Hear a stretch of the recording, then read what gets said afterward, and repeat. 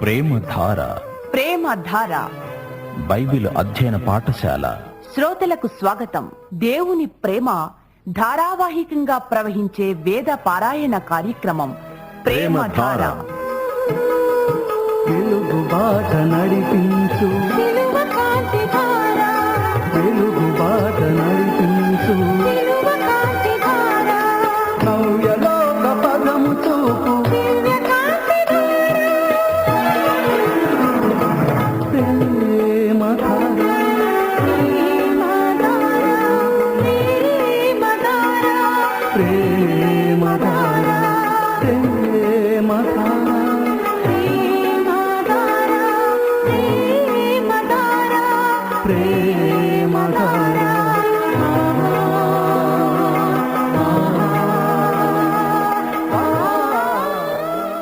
ప్రియ శ్రోతలు, బాగున్నారా? మనం మానసికంగా, మాటల్లో, క్రియల్లో పరిశుద్ధంగా ఉండాలని మన దేవుని చిత్తం. దేవుని బిడ్డలము గనుక మన శీలము, ప్రవర్తన పరిశుద్ధంగా ఉండి తీరాలి. మనల్ని నీతిమంతులు అని దేవుడు అంటున్నాడు.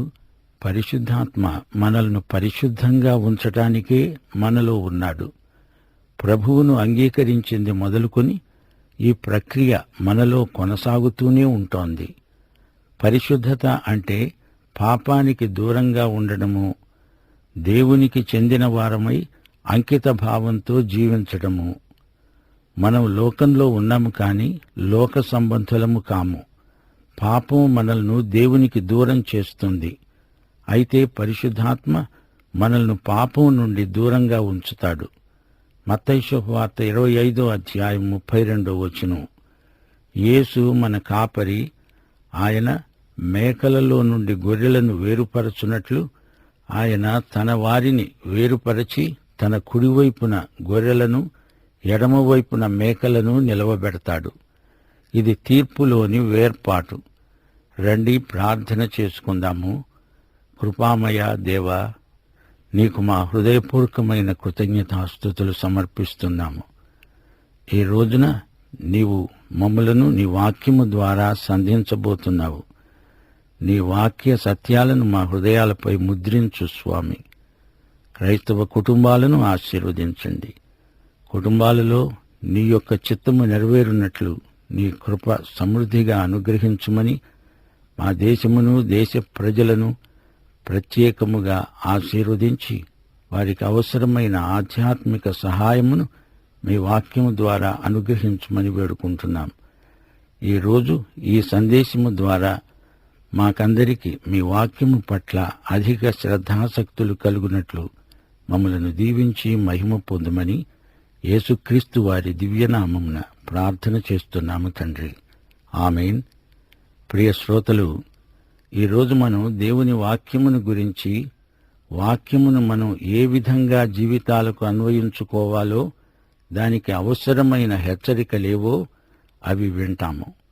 2 రాజులు 19వ అధ్యాయం 32వ వచనంలో యెషయా ప్రవచించాడు. అష్షూరు రాజు ఈ పట్టణములోనికి రాడు, దానిమీద ఒక్క బాణమైనా ప్రయోగించడు, ఒక్క ఖేడెమునైనా దానికి కనపరచడు, దాని ఎదుట ముట్టడి దిబ్బ కట్టడు. మికాయా అహాబురాజు యుద్ధంలో చనిపోతాడు అని ప్రవచించాడు.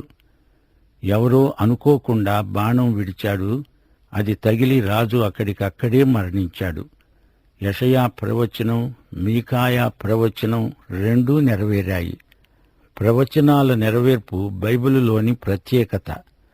కన్యక గర్భవతి అయి కుమారుణ్ణి కంటుంది అని యెషయా ప్రవచించాడు. అది 700 సంవత్సరాల తరువాత మరియ యేసును కన్నప్పుడు నెరవేరింది. యేసు మొదటి రాకడను గురించి బైబిలులో 300 ప్రవచనాలున్నాయి. అవన్నీ క్రీస్తు జన్మలో పూర్తిగా నెరవేరాయి. యేసు శిలువ మీద చనిపోతూ ఉండగా 69వ కీర్తన 21వ వచనం నెరవేరవలసి ఉంది. వారు చేదును నాకు ఆహారముగా పెట్టారు, నాకు దప్పి అయినప్పుడు చెరకను తాగడానికి ఇచ్చారు. యోహాను సువార్త 19వ అధ్యాయం 28 నుండి 30వ వచనం వరకు ఆ ప్రవచనం నెరవేరింది. అటు తరువాత సమస్తమును అప్పటికి సమాప్తమైనది అని యేసు ఎరిగినవాడై, లేఖనము నెరవేరినట్లు నేను దప్పిగొంటున్నాను అన్నాడు. చిరకతో నిండి ఉన్న ఒక పాత్ర అక్కడే ఉంది.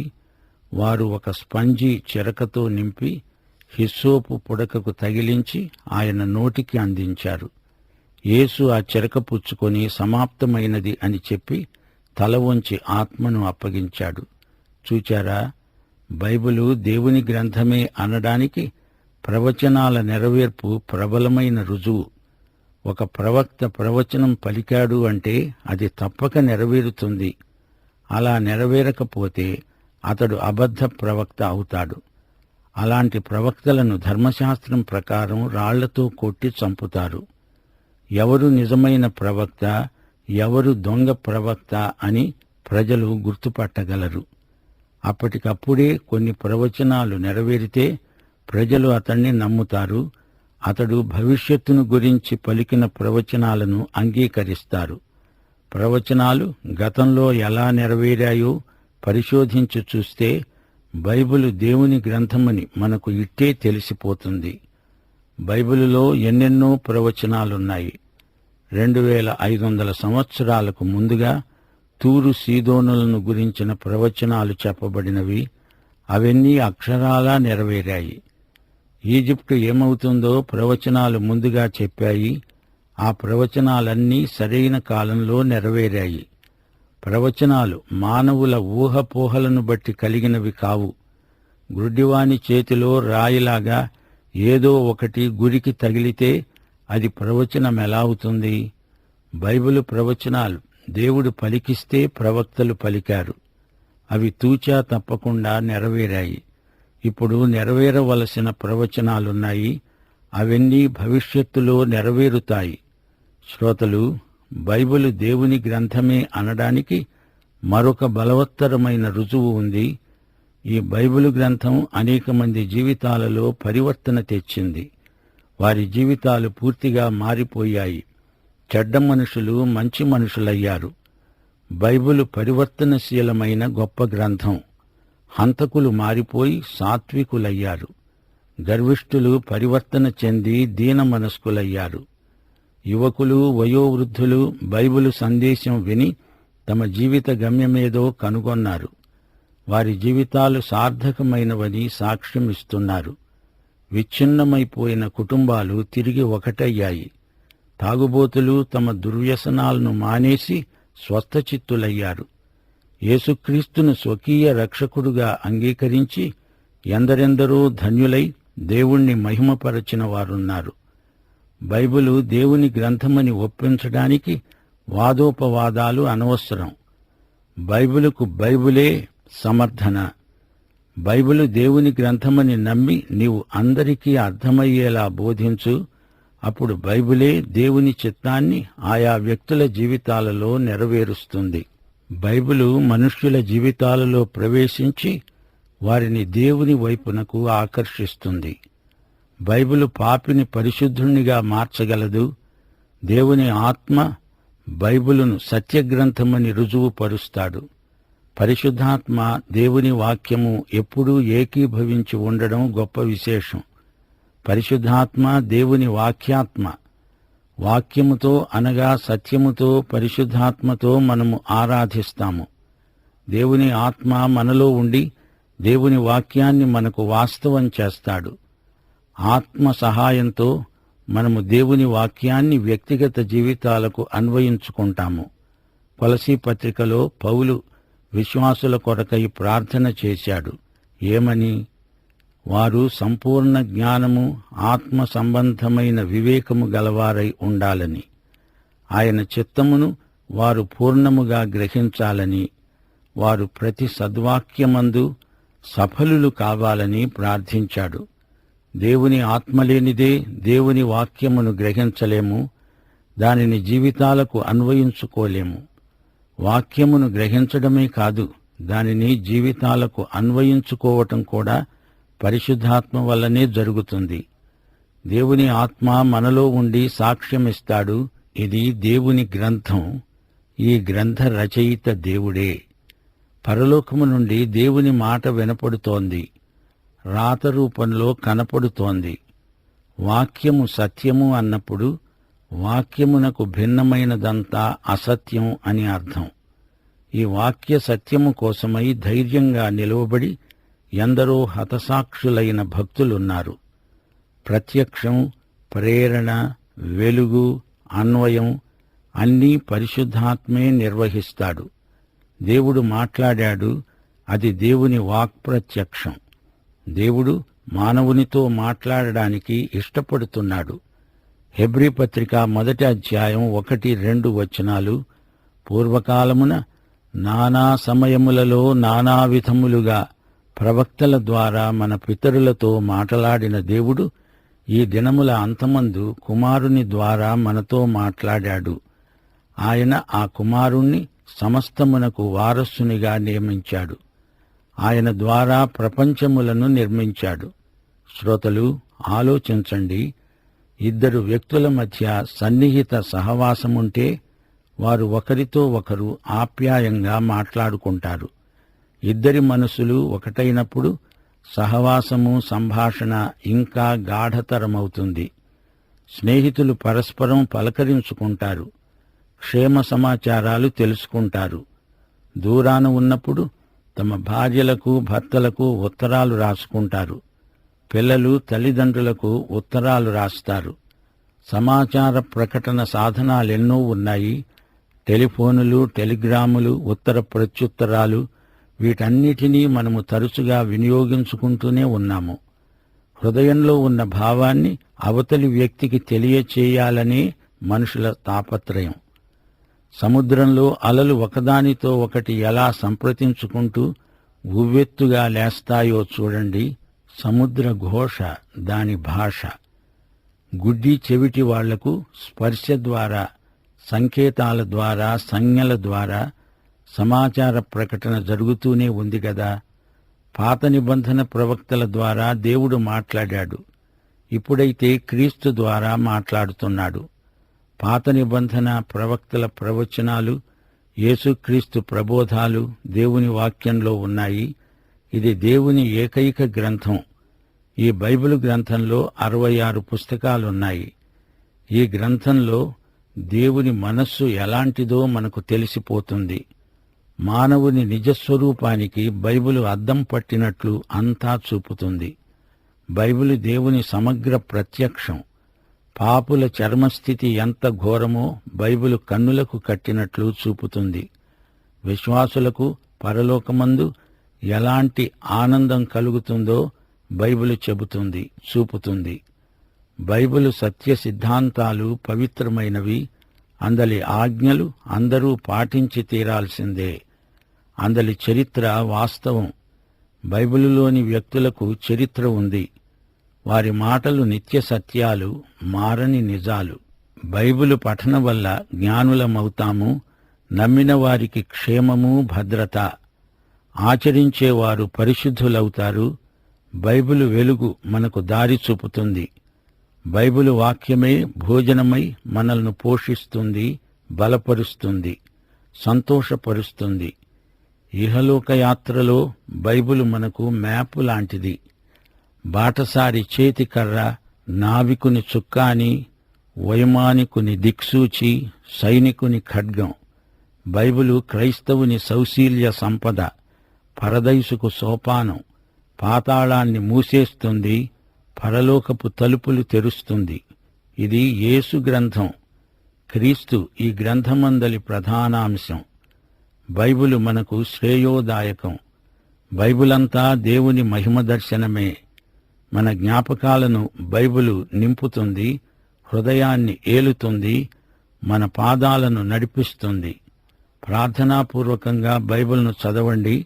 బైబిలు మిమ్మల్ని రక్షిస్తుంది, సంరక్షిస్తుంది. మాట వినకపోతే శిక్షిస్తుంది. అందుకే కవి గానం చేస్తూ అన్నాడు, మదావళము బోలు నా మదిన్ తన ప్రదీప్త వాక్యాంకుశాహతిన్. అనగా మదించిన నా మనసు అనే ఏనుగుకు ప్రకాశమానమైన దేవుని వాక్యం అంకుశం లాంటిది. దేవుని వాక్యమంతా దేవుని నోటి నుండి వెలువడిన వాక్కు. అందుకే అది ప్రామాణిక గ్రంథం. ఇది దేవుని వాంగ్మూలం. దేవుడు మనకు చెప్పిన మాట, మన కోసమై పలకబడిన వాక్కు. ఈ రోజున దేవుడు నీతో నాతో మాట్లాడదలుచుకున్న మాట దేవుని వాక్యం. దైవ ప్రేరితం, దైవాత్మ ప్రేరితం, దేవుని ప్రత్యక్షం. పౌలు తిమోతికి రాస్తూ అన్న మాటే పేతురు తన పత్రికలో కూడా పేర్కొన్నాడు. 2 తిమోతి 3:16 దైవజనుడు సన్నద్ధుడై ప్రతి సత్కార్యమునకు పూర్ణముగా సిద్ధపడి ఉండునట్లు దైవావేశము వల్ల కలిగిన ప్రతి లేఖనము ఉపదేశించడానికి, ఖండించడానికి, తప్పుదిద్దటానికి, నీతియందు శిక్ష గరపటానికి ప్రయోజనకరమై ఉన్నది. లేఖనమంతా దేవుని ఆత్మ ప్రేరణ వల్ల కలిగినదే. ప్రేరణ అంటే దేవుని నోటి ఊపిరి. తన భక్తుల ద్వారా దేవుడు చెప్పదలుచుకున్నది చెప్పేశాడు. పౌలు ద్వారా చెప్పాడు, పేతురు ద్వారా చెప్పాడు. దేవుడు ఇంకా అదనంగా చెప్పేదేమీ లేదు. 2 పేతురు 1:21 ప్రవచనము ఎల్లప్పుడూ మనుష్యుని ఇచ్ఛను బట్టి కలుగలేదు కాని మనుష్యులు పరిశుద్ధాత్మ వలన ప్రేరేపించబడిన వారై దేవుని మూలముగా పలికారు. ఈ గ్రంథాలు రాయటంలో దేవునికి సాధనములుగా వాడబడిన వారందరూ ప్రేరేపించబడినవారు, అనగా దేవుడే వారిని నడిపించాడు. పరిశుద్ధాత్మ వారిని సర్వసత్యములోనికి నడిపించాడు. వారు నడిచారు. ఇందలి భావాలు, మాటలు పెనవేసుకపోయాయి. శరీరాత్మలలాగా మాటా భావము ఒకటైపోయాయి. స్వరం లేనిది సంగీతం లేదు, అంకెలు లేనిది లెక్కలు లేవు. అలాగే భావము లేక మాటలు కూడా లేవు. మాటలు ప్రేరేపించబడినవి, భావములు కాదు. సైతాను అబద్ధం చెప్పడానికి ప్రేరేపించబడలేదు. అతడు అబద్ధం చెప్పాడు, మాటల్లో అబద్ధం చెప్పాడు. సైతాను బైబిలులోని మాటే తీసుకొని అదే చెప్పాడు, కాని దానికి తప్పుడు అర్థం చెప్పాడు. భక్తులు రాశారు అంటే దేవుడు చెప్పింది చెప్పినట్లే వారు రాశారు. మోషే రాశాడు, మాట్లాడింది దేవుడు, రాసింది మోషే. నిర్గమకాండం 20:1 దేవుడు ఆజ్ఞలన్నీ వివరించి చెప్పాడు, మోషే రాశాడు. మొట్టమొదట దేవుడు పలికిన మాటలు దైవ ప్రేరితమైనవి. ఆ మాటలను రాశారంటే ఆ మాటలు దైవ ప్రేరితములు అని మనం గ్రహించాలి. రచయితలు కాదు, వారు రాసిన మాటలు దైవ ప్రేరితములు. అచ్చం దేవుడు చెప్పిన మాటలే రాయబడినవి. ఈ మాటలు దైవ ప్రేరితమైనవి. ఐరేనియస్ అనే సంఘ పితరుడు అన్నాడు, లేఖనములు లోపరహితమైనవి, సమగ్రమైనవి, సంపూర్ణమైనవి. ఎందుకనగా అవి దేవుడు మాట్లాడిన మాటలు, దేవుడు తన ఆత్మ ద్వారా మాట్లాడిన మాటలు. 5వ శతాబ్దంలో జీవించిన భక్త అగస్టీన్ అన్నాడు, ఈ గ్రంథాన్ని రచించిన దేవునికి, ఈ మహాగ్రంథకర్తకు తలలు వంచి నమస్కరించాలి. పవిత్ర లేఖనాలు అధికారపూర్వకమైనవి. అందులో మోసం లేదు, అబద్ధమనేది కానరాదు. అలాగే స్పర్జను బైబిలును గురించి చెప్పిన మాట, బైబిలులోని ప్రతి మాట దైవాత్మ ప్రేరితమని నేను రూఢిగా నమ్ముతాను. దేవుడు చెప్పిన మాటలు, దేవుడు వాడిన మాటలు మన ఆత్మలకెంతో ఆశీర్వాదకరమైనవి. దేవుని మాటలు మన హృదయాలతో మాట్లాడతాయి, మన జీవితాలతో సంభాషిస్తాయి, మనకు బోధిస్తాయి, ఆజ్ఞాపిస్తాయి. దేవుని ఆత్మ వెలుగై మనల్ని వెలిగిస్తే ఈ మాటలు అర్థమవుతాయి, లేకపోతే ఇవి మనకు అసలు బోధపడవు. బైబిలులోని విషయాలను స్థూలంగా మనం గ్రహించాలంటే గ్రహించగలము గాని అందలి ఆత్మ సంబంధమైన భావమును గ్రహించాలంటే దేవుని ఆత్మే మనకు బోధించాలి. మన మనస్సులను, హృదయాలను దేవుని ఆత్మే వెలిగించాలి. 1 కొరింథీ 2:7-9 వరకు పౌలు అన్నాడు, దేవుని జ్ఞానము మర్మమై ఉన్నట్లు బోధిస్తున్నాము. ఈ జ్ఞానము మరుగై ఉండింది, జగదుత్పత్తికి ముందుగానే దీనిని దేవుడు తన మహిమ నిమిత్తము నియమించాడు. అది లోకాధికారులలో ఎవనికీ తెలియదు. అది వారికి తెలిసి ఉండిన ఎడల మహిమాస్వరూపి అయిన ప్రభువును సిలువ వేసేవారు కారు. ఇందును గూర్చి వ్రాయబడి ఉన్నది, దేవుడు తనను ప్రేమించే వారి కొరకు ఏవి సిద్ధపరిచాడో అవి కంటికి కనపడలేదు, చెవికి వినపడలేదు, మనుష్య హృదయమునకు గోచరము కాలేదు. కంటి ద్వారా మనం చూచింది, చెవి ద్వారా విన్నది, హేతుబుద్ధితో వివేచించగలిగింది మాత్రమే మనము గ్రహించగలం. అయితే కొన్ని అతీతమైన సంగతులున్నాయి. అవి కంటికి కనపడవు, చెవికి వినపడవు, మనసుకు హృదయానికి గోచరములు కావు. అయితే వీటిని మనము గ్రహించగలగాలంటే ఎలా? 1 కొరింథీ 2:10 మనకైతే దేవుడు వాటిని తన ఆత్మ వలన బయలుపరిచాడు. ఈ ఆత్మ అన్నిటిని, దేవుని మర్మములను కూడా పరిశోధిస్తున్నాడు. ఈ వాక్య భాగంలో 9వ వచనాన్ని కొందరు మరో విధంగా అర్థం చేసుకుంటారు. ఒక విశ్వాసి చనిపోయాడనుకోండి, అతడు బ్రతికి ఉండగా ఇక్కడ కొన్ని సంగతులు మరుగై ఉండిపోయాయి. ఇప్పుడు పరలోకంలోకి వెళ్లి ఎన్నో గూఢమైన సంగతులు తెలుసుకోగలడు అని వ్యాఖ్యానం చేస్తారు. నిజమే, మనకు పరలోకంలో ఎన్నెన్నో సంగతులు తెలుస్తాయి, అది కాదనము. కాని ఈ వచనమందలి భావం అది కాదు. ఇక్కడ మనము ఉండగానే మన ప్రియ పరిశుద్ధాత్మ మనకు ఎన్నో మార్మిక విషయాలు బయలుపరుస్తాడు. పరిశుద్ధాత్మే మనకు మహామహోపాధ్యాయుడు. మత్తయి సువార్త 16:15-17 వరకు యేసు ప్రభువు శిష్యులను అడిగిన ప్రశ్న, మనుష్య కుమారుడు ఎవరని జనులు చెప్పుకుంటున్నారు? వారు ప్రజలలో ఉన్న భిన్నాభిప్రాయాలను ప్రభువుకు నివేదించారు. అప్పుడాయన అడిగాడు, మీరైతే నేనెవర్నని చెప్పుకుంటున్నారు? అందుకు సీమోను పేతురు అన్నాడు, నీవు సజీవుడైన దేవుని కుమారుడవైన క్రీస్తువు. అందుకు యేసు అన్నాడు, సీమోను బర్యోనా, నీవు ధన్యుడవు. పరలోకమందున్న నా తండ్రి ఈ సంగతి నీకు బయలుపరిచాడే గాని నరులు నీకు బయలుపరచలేదు. సీమోను పేతురుకు ఈ సత్యాన్ని బయలుపరిచింది దేవుడే, మరెవరూ కాదు. దేవుని వాక్యాన్ని మన హృదయాన్ని వాక్యానికి తెరువగలవాడు దేవుడే. యేసుక్రీస్తు పునరుత్థానుడైన రోజున ఆయన ఎమ్మాయు మార్గమున నడుస్తున్నాడు. అప్పుడు 2 వ్యక్తులు ఆయనతో కూడా నడిచారు. సంభాషణ మధ్యలో యేసు జోక్యం కలిగించుకొని అడిగాడు. లూకాసు వార్త 24:17-20 వరకు, మీరు నడుస్తూ ఒకరితో ఒకరు చెప్పుకుంటున్న ఈ మాటలేమిటి? వారు దుఃఖముఖులై నిలిచారు. వారిలో క్లయోప అనేవాడు ఆయననడిగాడు, యెరూషలేములో బస చేస్తూ ఉండి అక్కడ జరిగిన సంగతులను నీ ఒక్కడివే ఎరుగవా అని ఆయననడిగాడు. అవి ఏవి అని ఆయన వారినడిగినప్పుడు వారన్నారు, నజరేయుడైన యేసును గూర్చిన సంగతులే. ఆయన దేవుని ఎదుటను ప్రజలందరి ఎదుటను క్రియలోనూ వాక్యములోనూ శక్తిగల ప్రవక్త అయి ఉన్నాడు. మన ప్రధాన యాజకులు, అధికారులు ఆయనను ఏలాగు మరణశిక్షకు అప్పగించి సిలువ వేయించారో నీకు తెలియదా? ఇదంతా యేసు ప్రభు అంతకు ముందు చెప్పిందే. రాయబడిన ప్రవచనాలు చెప్పిన సంగతులే. వారు అన్నారు, ఇశ్రాయేలును విమోచించబోయేవాడు ఈయనే అని మేము నిరీక్షించాము.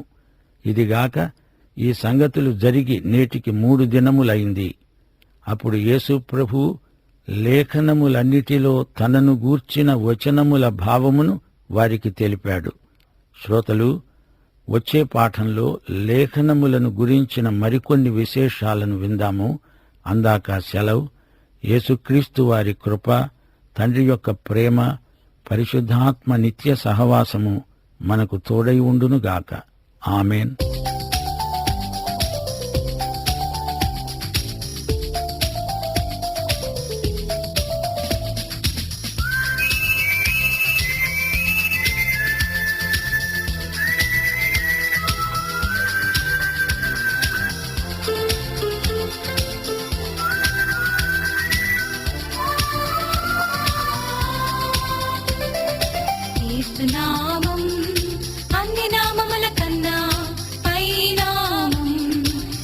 యేసునామం అన్ని నామముల కన్నా పై నామం యేసునామం యేసునామం అన్ని నామముల కన్నా పై నామం యేసునామం యేసునామం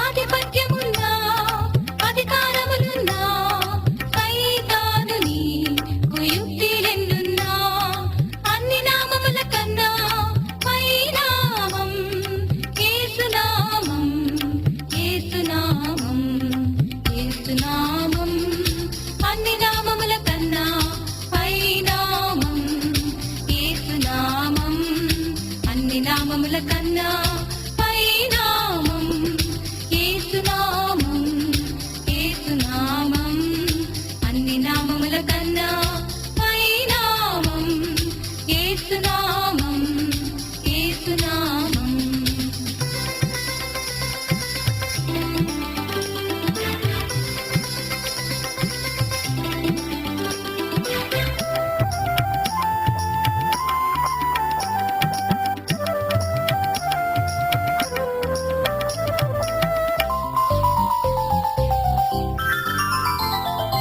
ఎంత శక్తి ఉన్నా ఏ ప్రభుత్వమైనా ఇహలోకములో పరలోకములో అన్ని నామముల కన్నా పై నామం యేసునామం యేసునామం యేసునామం అన్ని నామముల కన్నా పై నామం యేసునామం అన్ని నామముల కన్నా పై నామం యేసునామం యేసునామం అన్ని నామముల కన్నా పై నామం యేసునామం యేసునామం